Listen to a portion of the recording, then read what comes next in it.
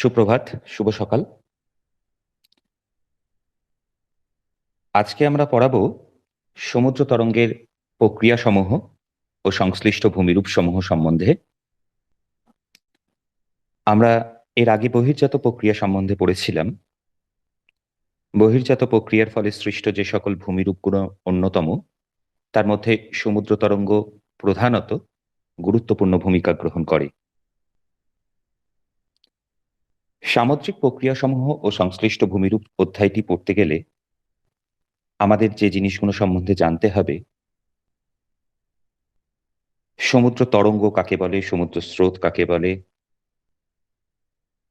সমুদ্র তরঙ্গের শ্রেণী বিভক্তিকরণ প্রভৃতি বিষয়বস্তু সম্বন্ধে। তাই আজকে আমরা সরাসরি সামুদ্রিক প্রক্রিয়াসমূহ ও সংশ্লিষ্ট ভূমিরূপ অধ্যায়টি শুরু করতে চলেছি। পৃথিবীর 3 ভাগ জল আর 1 ভাগ স্থল। এই 3 ভাগ জলের 97% 97% সাগর মহাসাগরের অন্তর্ভুক্ত। সমুদ্রবিজ্ঞানী স্যার জন মারি হিসাব অনুযায়ী পৃথিবী পৃষ্ঠের প্রায় 71% সমুদ্র দ্বারা আবৃত। এই সুবিস্তৃত সামুদ্রিক জলরাশি, বিশেষত এর পৃষ্ঠদেশ, প্রতিনিয়ত আলোড়িত হয়ে চলেছে, অর্থাৎ প্রতিনিয়ত সে আন্দোলিত হয়ে চলেছে। সমুদ্রপৃষ্ঠে প্রধানত 3 প্রকার আলোড়ন লক্ষ্য করা যায়: জোয়ার ভাটা, সমুদ্র স্রোত ও সমুদ্র তরঙ্গ। আমরা পূর্ববর্তী ক্লাসে, অর্থাৎ নবম দশম শ্রেণীতে, জোয়ার ভাটা কি, সমুদ্র স্রোত কি সেই সম্বন্ধে জেনেছিলাম, কিন্তু সমুদ্র তরঙ্গ সম্বন্ধে নতুন জানব। জোয়ার ভাটা হলো চন্দ্র সূর্যের মিলিত আকর্ষণে পৃথিবী পৃষ্ঠের জলরাশি স্ফীতি ও অবনমনকে জোয়ার ভাটা বলে, এক কথায় বলতে গেলে। আর সমুদ্র স্রোত হলো নদীর প্রবাহের মতোই, নদীর প্রবাহের মতো সমুদ্রের জলরাশি একদিক থেকে অন্যদিকে প্রবাহিত হওয়াকে সমুদ্র স্রোত বলে। আর সমুদ্র তরঙ্গ প্রাকৃতিক শক্তির প্রভাবে সমুদ্রের জলরাশির ওঠানামা, অর্থাৎ উলম্ব সঞ্চালন, ওঠানামা অর্থাৎ উলম্ব সঞ্চালনকে সমুদ্র তরঙ্গ বলে। এক কথায় বলতে গেলে বলা যায়, দ্য ওশান ওয়েভস আর the rise and fall motion of the sea surface, অর্থাৎ সমুদ্রের জলরাশির ওপর নিচ ওঠানামা। সাধারণত সমুদ্র তরঙ্গের সৃষ্টির কারণগুলো যখন আমরা পড়ব, আমরা জানব যে এই পৃথিবী পৃষ্ঠে সমুদ্র তরঙ্গ কিভাবে সৃষ্টি হয়, কেমন ভাবে এর প্রকৃতি এগিয়ে চলে, এর বাহ্যিক শক্তিসমূহ সম্বন্ধে জানব। তার আগে আমরা একটুখানি দেখব যে সমুদ্রের জলরাশির ওঠানামার চিত্রটি কিরূপ। আমি সবাইকেই কিছু ছবি দেখাতে চাই, সবাই একটুখানি মনোযোগ দিয়ে দেখবে। আশা করি সবাই দেখতে পাচ্ছ। সমুদ্র তরঙ্গ বলতে আমরা সাধারণত বুঝে থাকি প্রাকৃতিক শক্তির প্রভাবে জলরাশির ওঠানামা। এই প্রাকৃতিক শক্তি বলতে আমরা কি বুঝি, কিসের দ্বারা, এই প্রাকৃতিক শক্তির দ্বারা কিভাবে সমুদ্রের জলরাশি ওঠানামা করে? সাধারণত প্রাকৃতিক শক্তির দ্বারা, আবার আমি পরিষ্কার করে বলছি যাতে তোমরা বুঝতে পারো, প্রাকৃতিক শক্তির প্রভাবে জলরাশির ওঠানামাকেই আমরা সমুদ্র তরঙ্গ বলি। প্রাকৃতিক শক্তির প্রভাবে এই জলরাশির ওঠানামা, এই প্রাকৃতিক শক্তি জিনিসটি কোথা থেকে আসে? এই শক্তিটা কোথা থেকে আসে? সমুদ্র পৃষ্ঠের সঙ্গে বায়ু প্রবাহের ঘর্ষণ, অর্থাৎ সমুদ্র পৃষ্ঠের সঙ্গে বায়ু প্রবাহ যখন সমুদ্র পৃষ্ঠের ওপর থেকে যখন বায়ু প্রবাহিত হয়, তখন তার ঘর্ষণের ফলে সমুদ্র তরঙ্গের উদ্ভব ঘটতে পারে। আর কোথা থেকে সৃষ্টি হতে পারে? সমুদ্র তলে ভূকম্পন, অর্থাৎ এটি একটি অন্তর্জাত প্রক্রিয়া। সমুদ্র অভ্যন্তরে, সমুদ্র ভূত্বকের অভ্যন্তরে যখন ভূকম্পন উদ্ভূত হয়, তখন সেই ভূকম্পন জনিত কারণে সমুদ্রের জলরাশিতে তরঙ্গায়িত বা সমুদ্রের জলরাশিতে এক ওঠানামা লক্ষ্য করা যায়। এটি একটা উলম্ব প্রক্রিয়া, মানে উলম্ব প্রক্রিয়া বলতে আমি বোঝাতে চাইছি যে এই সমুদ্রের জলরাশির এটি একটি উলম্ব সঞ্চালন, মানে ওপর নিচ ওঠানামা। দেখতেই পাচ্ছ জলরাশির ওপরে ওঠা এবং সেটা নিচে নামা, অর্থাৎ উলম্বভাবে উত্থান এবং উলম্বভাবে তার পতন। সাধারণত সমুদ্র তরঙ্গ আমরা দেখতে পাই, সমুদ্র তরঙ্গের ফলে সমুদ্রপৃষ্ঠ সবসময় অসম, অমসৃণ, অনিয়মিত ও অস্থির প্রকৃতির হয়। অসম মানে এটা কিন্তু কখনো নির্দিষ্ট সমতল আকৃতি বিশিষ্ট হয়ে সমুদ্রপৃষ্ঠ অবস্থান করে না। সমুদ্রপৃষ্ঠ কিন্তু সদা নিয়ত অসম, অমসৃণ, অনিয়মিত, অর্থাৎ কোনো নির্দিষ্ট নিয়ম নীতি মেনে সে কিন্তু প্রবাহিত হয় না, এবং অস্থির অর্থাৎ সদা চঞ্চল প্রকৃতির। আমরা এই সমুদ্র তরঙ্গ সম্বন্ধে আজকে আমরা আলোচনায় আসব। কিন্তু সমুদ্র তরঙ্গ পড়তে গেলে আমাদের তার কিছু পারিভাষিক অর্থ সম্বন্ধে জানতে হবে। অর্থাৎ তরঙ্গের বিভিন্ন অংশের পারিভাষিক শব্দগুলো আমরা যদি না জানতে পারি, তাহলে কিন্তু আমরা সমুদ্র তরঙ্গ সম্বন্ধে যখন বিভিন্ন বিষয় নিয়ে আমরা আলোচনা করব, তখন কিন্তু সেই শব্দগুলো সম্বন্ধে আমাদের পরিচিতি আসবে না। প্রথমেই আসা যাক ঊর্ধ্বভঙ্গ, অধভঙ্গ। প্রতিটি তরঙ্গের দুটি প্রধান অংশ থাকে, তরঙ্গের ঊর্ধ্বভঙ্গ এবং তরঙ্গের অধভঙ্গ। তরঙ্গের ঊর্ধ্বভঙ্গ কাকে বলে? তরঙ্গের এই উলম্ব উত্থানটাকে হচ্ছে ঊর্ধ্বভঙ্গ, অর্থাৎ ওপরের দিকে উঠে যাওয়া, স্ফীত হওয়া অংশটি হচ্ছে ঊর্ধ্বভঙ্গ, এবং নিচের দিকে অবনীত হয়ে আসা অংশটিকে বলা হয় হচ্ছে অধভঙ্গ। তাহলে সমুদ্র তরঙ্গের যেমন তোমরা ভাঁজে পড়েছিল ঊর্ধ্বভঙ্গ, অধভঙ্গ, ঠিক একই রকম ভাবে সমুদ্রের জলরাশির স্ফীত হওয়া ঊর্ধ্বভঙ্গ ও অধভঙ্গ আমরা লক্ষ্য করতে পারি। দ্বিতীয়ত হচ্ছে তরঙ্গ শীর্ষ কাকে বলে? তরঙ্গ শীর্ষ হচ্ছে তরঙ্গের ঊর্ধ্বভঙ্গের সর্বোচ্চ অংশকে, তরঙ্গের ঊর্ধ্বভঙ্গের এই ঊর্ধ্বভঙ্গের সর্বোচ্চ অংশকে আমরা তরঙ্গ শীর্ষ বলি। এই যে সমুদ্রের জলরাশিটি যখন ওপরের দিকে উত্থিত হয় এবং সে স্ফীত হয়ে ওপরের দিকে ওঠে, সর্বোচ্চ অংশে যত দূর পর্যন্ত সেই জলরাশি ওপরের দিকে উঠতে পারে, সেই কাল্পনিক অংশটি আমি তোমাদের এখানে চিহ্নিতকরণ করেছি। সেই চিহ্নিতকরণ অংশের স্ফীত জলরাশির ঊর্ধ্বদেশকেই তরঙ্গ শীর্ষ বলা হয়, তরঙ্গ শীর্ষ। এবার আসবো আমরা তরঙ্গ দ্রোণী বা তরঙ্গ খাত কাকে বলে। তরঙ্গের অধভঙ্গের সর্বনিম্ন অংশ, ঊর্ধ্বভঙ্গের সর্বোচ্চ অংশ তাহলে কি হলো? তরঙ্গ শীর্ষ। আর অধভঙ্গের সর্বনিম্ন অংশটি কি হবে তাহলে? তরঙ্গ দ্রোণী। তরঙ্গ দ্রোণী কথার অর্থই হচ্ছে অবতল অংশ, তাই তো? তরঙ্গের অধভঙ্গের সর্বনিম্ন অংশকে বলা হয় তরঙ্গ দ্রোণী বা তরঙ্গ খাত। এবার আমরা আসবো তরঙ্গ উচ্চতা কাকে বলে। একটা সমুদ্রের জলরাশির একটা উচ্চতা থাকে, সেই উচ্চতাটাকে আমরা কিভাবে নির্ধারণ করব, যাকে আমরা বলে থাকি তরঙ্গ উচ্চতা। সাধারণত সমুদ্রের জলরাশির এই ঊর্ধ্বভঙ্গ, অধভঙ্গ, সাধারণভাবেই এই ঊর্ধ্বভঙ্গ আর অধভঙ্গের সর্বনিম্ন অংশ আর ঊর্ধ্বভঙ্গের সর্বোচ্চ অংশ মধ্যবর্তী উলম্ব দূরত্বটাকে আমি যদি ক এবং খ এর মাধ্যমে চিহ্নিতকরণ করি, তাহলে তাকে আমরা বলবো তরঙ্গ উচ্চতা। তাহলে তরঙ্গ উচ্চতা কাকে বলবো? ক ও খ এই দুটো স্থানের মধ্যে, অর্থাৎ সর্বোচ্চ অংশ ও সর্বনিম্ন অংশের উচ্চতা। সমুদ্রের জলরাশির স্ফীত অংশের সর্বোচ্চ অংশ তরঙ্গ শীর্ষ, এবং সমুদ্রের জলরাশির অবতল অংশের সর্বনিম্ন উচ্চতা অর্থাৎ তরঙ্গ দ্রোণীর এই উচ্চতা, উলম্ব উচ্চতাটাকে আমরা বলে থাকি সাধারণত তরঙ্গ উচ্চতা। এবার আসবো আমরা তরঙ্গ দৈর্ঘ্য কাকে বলে। পরপর দুটি তরঙ্গ শীর্ষ বা তরঙ্গ খাতের মধ্যবর্তী দূরত্বকে, পরপর দুটি তরঙ্গ শীর্ষ বলতে এটি একটি তরঙ্গ শীর্ষ, এটি একটি তরঙ্গ শীর্ষ, তাই তো? তাই পরপর দুটি তরঙ্গ শীর্ষের মধ্যবর্তী দূরত্ব, তাহলে এই মধ্যবর্তী দূরত্বটাকে আমি কিভাবে ভাগ করতে পারি? দেখো এইভাবে, খ এবং গ দুটো স্থান দেখতে পাচ্ছ নিশ্চয়ই সবাই। খ এবং গ এই দুটো তরঙ্গ শীর্ষ, এখানে একটি তরঙ্গ শীর্ষ দেখতে পেলাম, আবার এখানে একটি তরঙ্গ শীর্ষ দেখতে পেলাম। দুটি ঊর্ধ্বভঙ্গের মধ্যবর্তী দূরত্ব অর্থাৎ অনুভূমিক দূরত্বটাকে আমরা বলে থাকি তরঙ্গ দৈর্ঘ্য। এবার আসবো আমরা তরঙ্গ পর্যায়কাল কাকে বলে। That's a very important. একটি নির্দিষ্ট বিন্দুতে পরপর দুটি তরঙ্গ শীর্ষ আসার মধ্যবর্তী সময়, একটি নির্দিষ্ট বিন্দুতে, যে কোনো নির্দিষ্ট বিন্দু এই তরঙ্গের মধ্যে অবস্থিত যে কোনো তরঙ্গ পর্যায়কাল হচ্ছে একটি নির্দিষ্ট বিন্দুতে পরপর দুটি তরঙ্গ শীর্ষ আসার মধ্যবর্তী সময়, একটি নির্দিষ্ট বিন্দুতে পরপর দুটি তরঙ্গ শীর্ষ আসার মধ্যবর্তী সময়। আর তরঙ্গের গতিবেগ কাকে বলবো? একটি নির্দিষ্ট পর্যায়কালের মধ্যে তরঙ্গ যত দূর পর্যন্ত অগ্রসর হতে পারে, একটি নির্দিষ্ট পর্যায়কালের মধ্যে তরঙ্গ যত দূর পর্যন্ত অগ্রসর হতে পারে।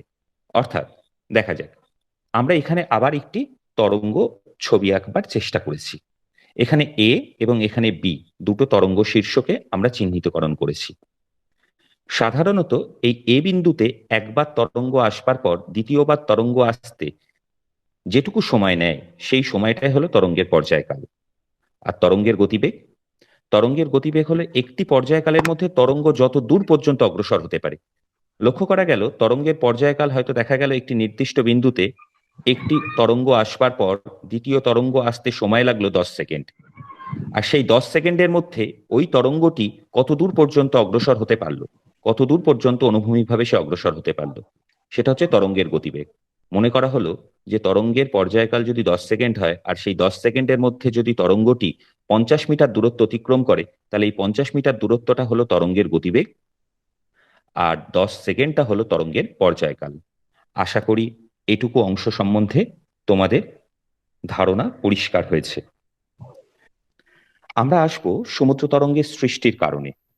কি কারণে সমুদ্র তরঙ্গ উদ্ভূত হয় বা সৃষ্টি হয়?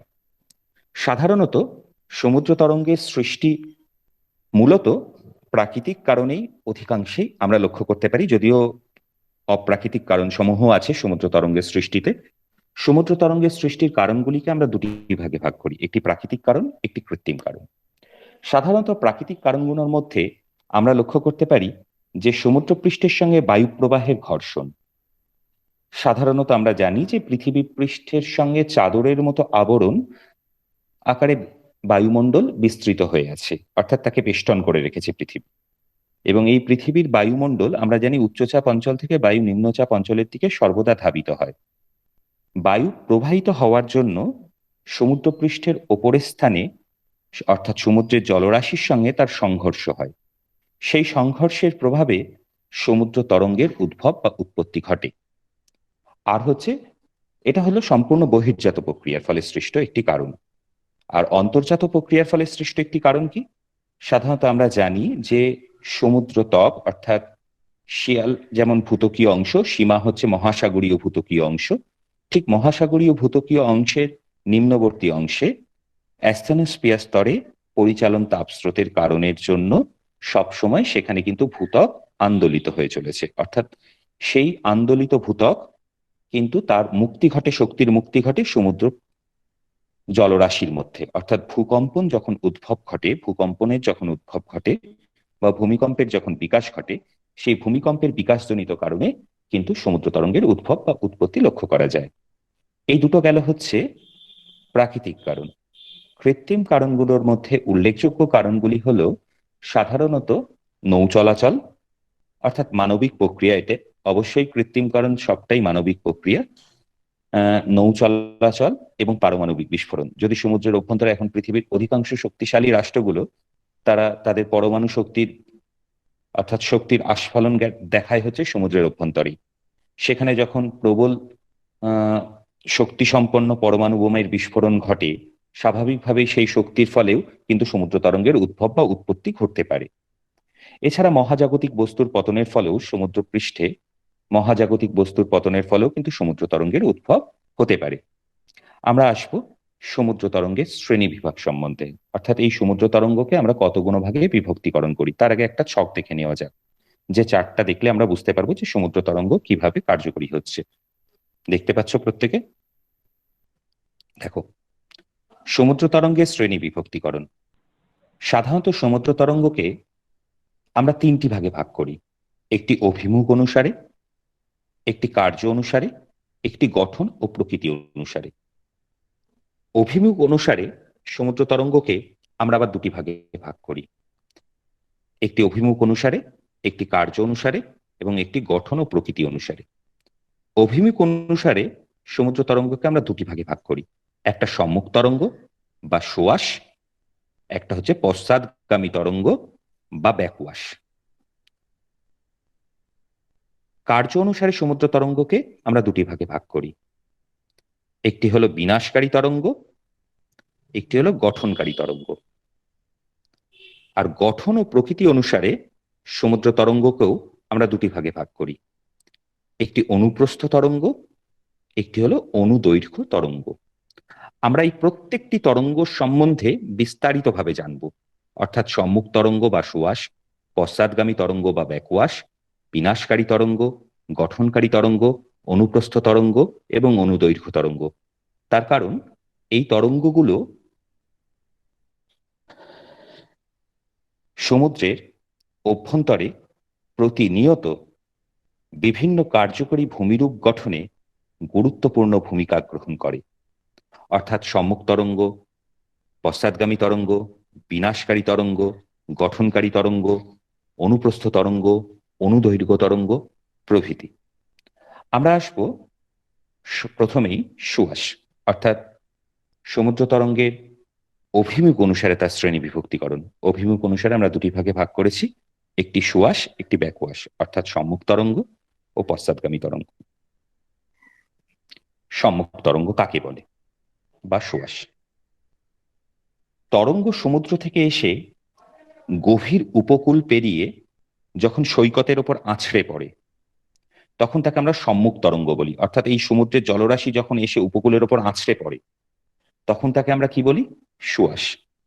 তাহলে এক কথায় বলতে গেলে আমরা বলতে পারি যে তরঙ্গ যখন সমুদ্র থেকে এসে অগভীর উপকূল পেরিয়ে, এই উপকূলের শ্রেণী বিভক্তিকরণ পরবর্তী অংশে আমরা ব্যাখ্যা করব। অগভীর উপকূল পেরিয়ে যখন সৈকত ভূমির ওপর বা বেলাভূমির ওপর আছড়ে পড়ে তখন তাকে আমরা সম্মুখ তরঙ্গ বলি। আমরা দেখব ছবিতে সম্মুখ তরঙ্গ এবং পশ্চাৎগামী তরঙ্গের চিত্র এবং রূপ দুটোই দেখব। তার আগে বলে দিই যে ব্যাকওয়াশ বা পশ্চাৎগামী তরঙ্গ কাকে বলে। সম্মুখ তরঙ্গ সৈকতের ওপর আছড়ে পড়ার পর ভূমির ঢাল অনুসরণ করে মাধ্যাকর্ষণ শক্তির টানে পুনরায় আবার কিন্তু সমুদ্রে ফিরে যায়। একেই আমরা বলে থাকি পশ্চাৎগামী তরঙ্গ। যেহেতু সে পুনরায় সমুদ্রে ফিরে যায় তাই তাকে বলা হয় প্রত্যাবর্তনকারী তরঙ্গও বলা হয়। মনে রাখবে সমুদ্র পৃষ্ঠে ওপরের অংশ অর্থাৎ একেবারে বাইরের অংশে সুয়াস রূপে বা সম্মুখ তরঙ্গ রূপে সে আছড়ে পড়ে, আর সেই সুয়াসের জলটি অর্থাৎ সম্মুখ তরঙ্গটি পুনরায় ব্যাকওয়াশ রূপে অর্থাৎ অন্তর্বর্তী তরঙ্গ হয়ে বা অন্তঃতরঙ্গ হয়ে বা তলদেশ প্রবাহ হয়ে সে কিন্তু পুনরায় সমুদ্রে ফিরে যায়। অর্থাৎ সুয়াসের তলদেশ প্রবাহ হিসাবে লক্ষ্য করা যায় ব্যাকওয়াশ। আমরা ছবিতে দেখব সুয়াস এবং ব্যাকওয়াশের চিত্রটি। আশা করি সবাই দেখতে পাচ্ছ। সমুদ্রের জলরাশি এই উপকূল ভূমির ওপর প্রবল বায়ু প্রবাহের সঙ্গে সম্পর্ক অবশ্যই আছে। প্রবল বায়ু প্রবাহের সঙ্গে সে যখন তীব্র গতিবেগে উপকূলের ওপরে আছড়ে পড়ে তখন তাকে বলা হয় সুয়াস। আর ভূমির ঢাল অনুসরণ করেই সেটি যখন পুনরায় আবার সমুদ্রের দিকে ফিরে যায় তখন তাকে আমরা ব্যাকওয়াশ বলে থাকি। মনে রাখবে সুয়াসটি ঊর্ধ্ববর্তী স্তর থেকে ওপরের দিক থেকে আসে, আর ব্যাকওয়াশ হচ্ছে নিম্নবর্তী স্তর দিয়ে সে কিন্তু পুনরায় আবার তলদেশ থেকে সে কিন্তু আবার পুনরায় সমুদ্রে প্রত্যাবর্তন করে। বুঝতে পেরেছ? তাহলে আমরা দেখলাম যে অভিমুখ অনুসারে সমুদ্র তরঙ্গকে আমরা দুটি ভাগে ভাগ করলাম, একটি সুয়াস, একটি ব্যাকওয়াশ। এবার আমরা আসব তার কার্য অনুসারে শ্রেণী বিভক্তিকরণে। সাধারণত কার্য অনুসারে সমুদ্র তরঙ্গকে আমরা দুটি ভাগে ভাগ করেছিলাম, একটি বিনাশকারী তরঙ্গ, একটি গঠনকারী তরঙ্গ। কাকে বলে বিনাশকারী তরঙ্গ সে বিষয়ে আমরা আলোচনায় আসব। প্রচন্ড ঝড়ের সময় অর্থাৎ প্রবল গতিবেগে বায়ু যখন প্রবাহিত হয় বা সুনামির আবির্ভাবে অর্থাৎ ভূকম্পনজনিত কারণে যখন সুনামির উদ্ভব হয়, সুনামির আবির্ভাবে বিশাল আকৃতির সম্মুখ তরঙ্গ যখন প্রবলভাবে এসে উপকূলে আছড়ে পড়ে, কিন্তু ওই তরঙ্গ যখন পশ্চাৎগামী তরঙ্গ রূপে সমুদ্রে ফিরে যায় মাধ্যাকর্ষণ শক্তির আনুকূল্যে যখন প্রত্যাবর্তন করে তখন সম্মুখ তরঙ্গের তুলনায় কিন্তু তার পশ্চাৎগামী তরঙ্গের শক্তি বেশি হয়।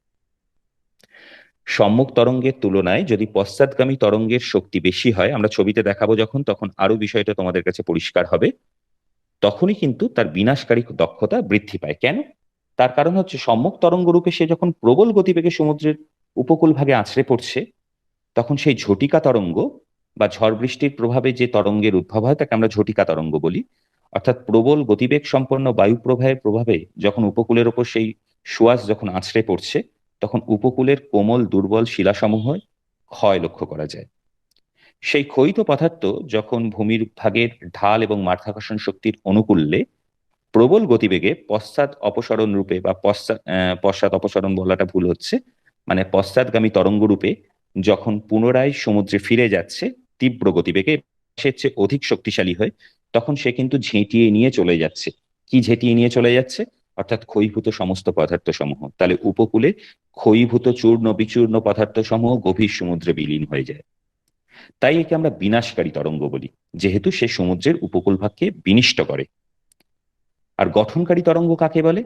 অনেক সময় প্রকৃতি যখন শান্ত অবস্থায় থাকে বা ভূমিভাগের ঢাল যেখানে মৃদু প্রকৃতির হয়, সেখানে সমুদ্রের সুয়াস যখন শক্তিশালী হয়, অর্থাৎ যখন সমুদ্রের জলরাশি ওপরে উপকূলের ওপরে এসে আছড়ে পড়ে, তখন সে কিন্তু বহন করে নিয়ে আসে সূক্ষ্ম নুড়ি কাঁকড় বালি প্রভৃতি।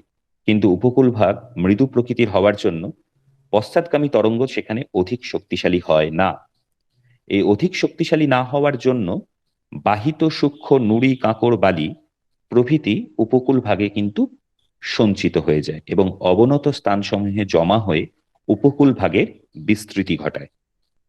তাই জন্য এক্ষেত্রে আমরা লক্ষ্য করি যে গঠনকারী তরঙ্গের সময় আমরা লক্ষ্য করি যে সুয়াসের প্রাধান্যতা বেশি ব্যাকওয়াশের তুলনায়।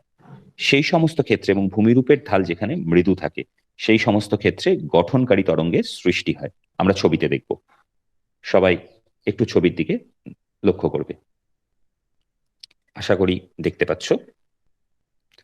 ছবিটা একটু ফোকাস করা যতটা যাচ্ছে আমরা চেষ্টা করছি। দেখতে পাচ্ছ উপকূল ভাগ। সাধারণত এই প্রবল বিশাল আকৃতি সামুদ্রিক ঢেউ সৃষ্টি হয়েছে প্রবল ঝড় বা সুনামির সময় আবির্ভূত হয়ে উপকূলে আছড়ে পড়ছে এই বিশাল আকৃতি সমুদ্রের জলরাশি, এবং উপকূলের দুর্বল শিলা তখন কিন্তু খণ্ড বিখণ্ড হচ্ছে বা ক্ষয়ীভূত হচ্ছে। স্বাভাবিকভাবে ভূমির ঢাল এখানে কিন্তু অনেকটাই তীক্ষ্ণ।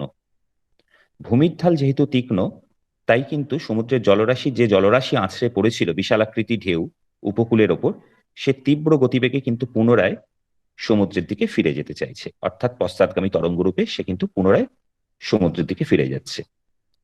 যে পরিমাণ জলভাগ এসছিল এবং যা ক্ষয় করেছিল সেই ক্ষয়জাত সকল পদার্থকে সে কিন্তু একসঙ্গে বহন করে নিয়ে সমুদ্রের দিকে চলে গেল।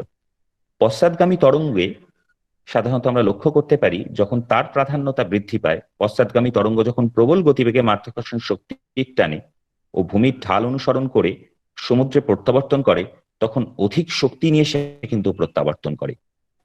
এবং পশ্চাৎগামী তরঙ্গের ক্ষমতা বেশি হলে, যদি সম্মুখ তরঙ্গের ক্ষমতা যদি কম হয়, স্বাভাবিকভাবেই তখন কিন্তু সেখানে ক্ষয়ের সৃষ্টি হবে, অর্থাৎ ক্ষয়জাত পদার্থ কিন্তু এই পশ্চাৎগামী তরঙ্গের সঙ্গে বাহিত হয়ে সমুদ্রের গভীরতম স্থানে প্রবিষ্ট হবে। উপকূল ভাগ ক্ষয়প্রাপ্ত হয়ে, যে উপকূল ভাগ এই যে ক্ষয়প্রাপ্ত হচ্ছে, এটা কিসের দ্বারা ক্ষয়প্রাপ্ত হচ্ছে? সাধারণত উপকূল ভাগ ক্ষয়প্রাপ্ত হয়ে প্রবল ঝটিকা তরঙ্গের দ্বারা।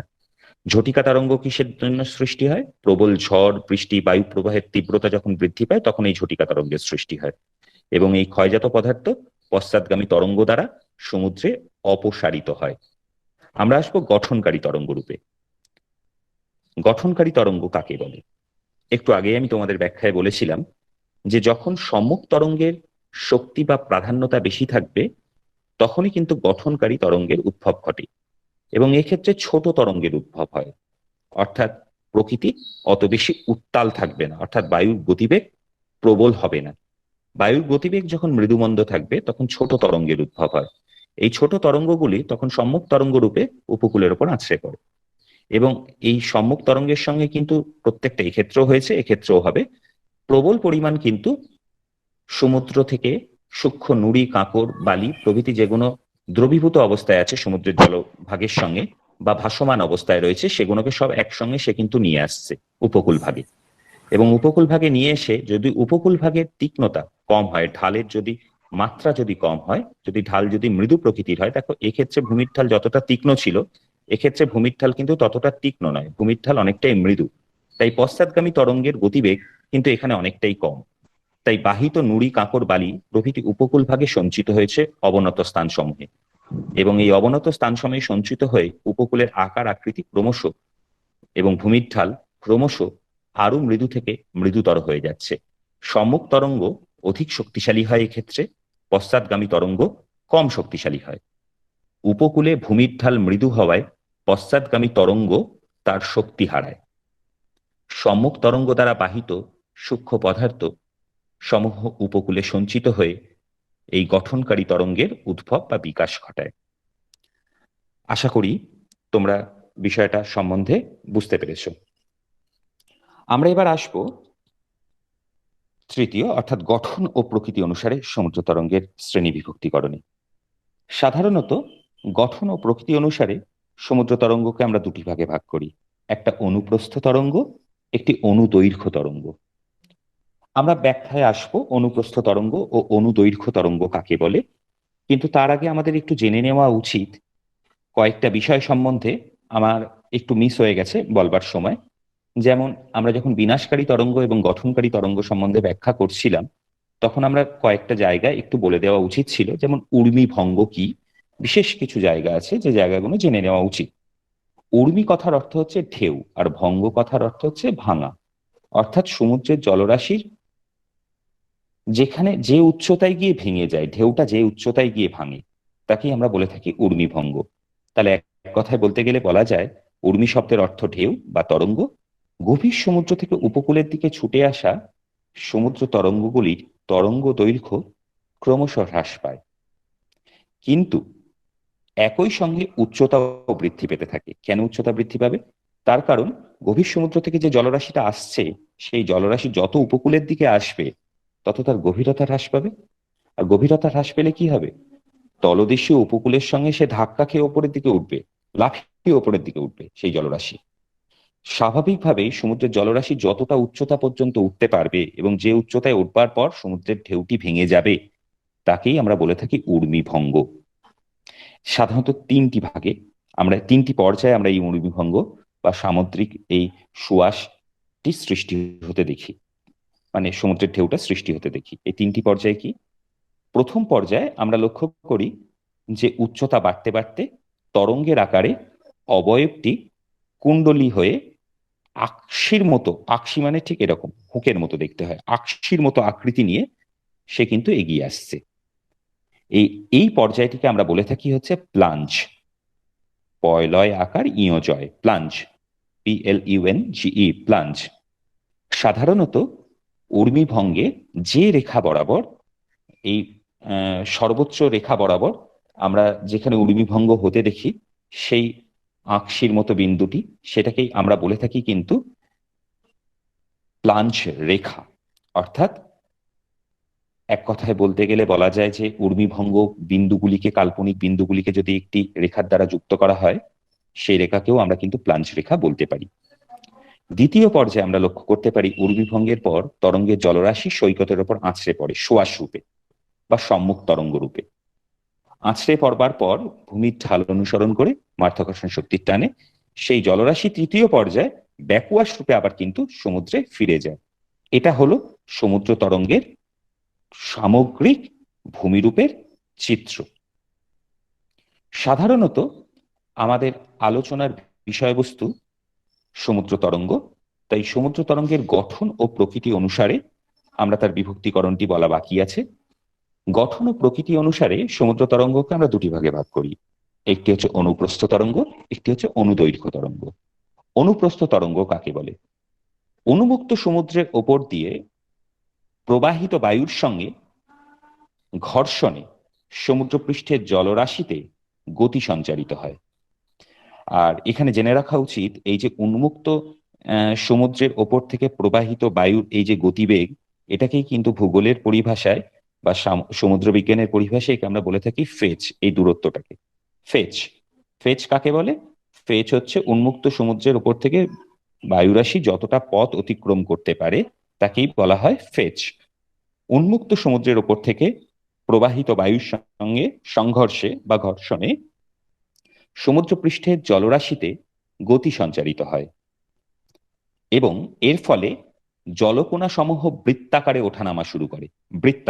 ওঠানামা শুরু করে গভীর সমুদ্রে। এইভাবে সমুদ্রের জলরাশি ওপর নিচে বা উলম্বভাবে ওঠানামা করে যে তরঙ্গের উদ্ভব ঘটায় তাকে আমরা বলে থাকি অনুপ্রস্থ তরঙ্গ। ছবিতে আসবো, তখন আরো ভালো বুঝতে পারবে। আর অনুদৈর্ঘ্য তরঙ্গ কাকে বলে? দেখো, অনু কথার অর্থ হচ্ছে ছোট, আর দৈর্ঘ্য কথার অর্থ হচ্ছে, বুঝতেই পারছো, ছোট দৈর্ঘ্য। উলম্বভাবে অনুদৈর্ঘ্য তরঙ্গ মানে দৈর্ঘ্য তার ছোট হবে, স্বাভাবিকভাবেই বোঝা যাচ্ছে। অনুদৈর্ঘ্য তরঙ্গ কাকে বলবো? উলম্বভাবে ওঠানামা করা অনুপ্রস্থ তরঙ্গটি গভীর সমুদ্র পেরিয়ে ক্রমশ উপকূলের দিকে অগ্রসর হয়। এই উপকূলের দিকে অগ্রসর হওয়ার সময় সে কিন্তু যত উপকূলের দিকে এগিয়ে আসতে থাকে তত কিন্তু তার গভীরতা কমতে থাকে, মানে সমুদ্রের জলরাশির গভীরতা কমতে থাকে। এবং স্বাভাবিকভাবে বৃত্তাকারে প্রবাহিত সেই তরঙ্গসমূহ উপকূলের অগভীর অংশে অর্থাৎ সমুদ্র তলদেশে বাধাপ্রাপ্ত হয়ে সে কিন্তু ভেঙে যায়। এবং ভেঙে গিয়ে সে কিন্তু উপবৃত্তাকার মানে তরঙ্গটি বৃত্তাকার থেকে ক্রমশ উপবৃত্তাকার আকৃতি ধারণ করে সে কিন্তু তটভূমিতে এসে আছড়ে পড়ে বা তটভূমির সমান্তরালে প্রবাহিত হয়। একেই আমরা অনুদৈর্ঘ্য তরঙ্গ বলি। আমরা আসবো ছবিতে, তোমরা অনুপ্রস্থ তরঙ্গ এবং অনুদৈর্ঘ্য তরঙ্গের ছবিটি দেখো, তাহলে বুঝতে পারবে। দেখতে পাচ্ছ প্রত্যেকে অনুপ্রস্থ তরঙ্গ ও অনুদৈর্ঘ্য তরঙ্গ। তোমরা এই ছবিগুলো এই ভিডিওর সঙ্গে তোমাদের আপলোড করে দেওয়া হবে এবং পরবর্তী পর্যায়ে ছবিগুলো তোমাদের গ্রুপেও দিয়ে দেওয়া হবে যাতে তোমরা বুঝতে পারো। দেখো, গভীর সমুদ্রে তরঙ্গ দৈর্ঘ্য। সাধারণত গভীর জলের তলদেশে তরঙ্গের প্রভাব পড়ে না। এখানে বৃত্তাকারে তরঙ্গ কিন্তু প্রবাহিত হয় ওপর থেকে নিচের দিকে। স্বাভাবিকভাবেই সমুদ্রের জলের গভীরতা এতটাই বেশি থাকে যে কোনোভাবে তলদেশীয় ভূপ্রকৃতির সঙ্গে এই তরঙ্গ বাধাপ্রাপ্ত হয় না, তাই সে কিন্তু বৃত্তাকারে প্রবাহিত হয়। এই বৃত্তাকার তরঙ্গ ক্রমশ যখন উপকূলের দিকে এগিয়ে আসে, ক্রমশ যখন উপকূলের দিকে এগিয়ে আসে, ক্রমশ যখন উপকূলের দিকে এগিয়ে আসে, স্বাভাবিকভাবেই দেখো তার উচ্চতা ক্রমশ কমতে থাকছে, অর্থাৎ গভীরতা ক্রমশ হ্রাস পেতে থাকছে। গভীরতা হ্রাস পেতে পেতে অগভীর জলরাশিতে এসে সে কিন্তু বাধাপ্রাপ্ত হয়ে বৃত্তাকার তরঙ্গ উপবৃত্তাকার তরঙ্গে রূপান্তরিত হয় এবং সমুদ্র সৈকতের সঙ্গে বা তটভূমির সঙ্গে সমান্তরালে সে তখন প্রবাহিত হয়। তখন তাকে আমরা অনুদৈর্ঘ্য তরঙ্গ বলি। সাধারণত এখানেই আমি দেখানোর চেষ্টা করেছি এটাকে বলা হয় সৈকত, অর্থাৎ যার উপর এই জলরাশি এসে আছড়ে পড়ছে ঊর্মিভঙ্গ হয়ে। ঊর্মিভঙ্গ হচ্ছে সর্বোচ্চ বিন্দুতে যেখানে কিন্তু এই ঢেউটা ভঙ্গ হচ্ছে, ঊর্মিভঙ্গ হচ্ছে, এবং তারপর সোয়াশ রূপে সে আছড়ে পড়ছে, আবার সে ব্যাকওয়াশ রূপে পুনরায় ফিরে যাচ্ছে। সাধারণত তরঙ্গ দৈর্ঘ্য হ্রাস ও তরঙ্গ উচ্চতা বৃদ্ধি ঘটে। যত গভীর সমুদ্র থেকে আমরা অগভীর সমুদ্রের দিকে অর্থাৎ উপকূলের দিকে এগিয়ে আসি তত কিন্তু তরঙ্গের দৈর্ঘ্য হ্রাস ঘটে এবং তরঙ্গের উচ্চতা বৃদ্ধি পায়, অর্থাৎ তত কিন্তু জল বেশি বেশি করে লাফিয়ে লাফিয়ে উপরের দিকে ওঠার চেষ্টা করছে। স্বাভাবিকভাবেই আজকের আমাদের মুখ্যত আলোচনার বিষয় ছিল সমুদ্রের জলরাশি। আজকে আমাদের মুখ্যত আলোচনার বিষয় ছিল সমুদ্র তরঙ্গ এবং সমুদ্র তরঙ্গের শ্রেণী বিভক্তিকরণ এবং সমুদ্র তরঙ্গের বিভিন্ন পারিভাষিক শব্দ সম্বন্ধে। আমরা খুব তাড়াতাড়ি এই বিষয়টি তোমাদের গ্রুপে ছবিগুলো প্রত্যেকটাই আপলোড করে দিচ্ছি যাতে তোমাদের বুঝতে এবং দেখতে সুবিধা হয়। পরবর্তী অধ্যায়ে আমরা পড়ব সমুদ্র তরঙ্গের কার্যের প্রকৃতি এবং সমুদ্র তরঙ্গের কার্যের ফলে সৃষ্ট বিভিন্ন ভূমিরূপ অর্থাৎ ক্ষয়জাত ভূমিরূপ এবং সঞ্চয়জাত ভূমিরূপ। আজকের ক্লাসটি এখানেই শেষ করছি। কারোর কিছু প্রশ্ন থাকলে অবশ্যই জিজ্ঞেস করতে পারো।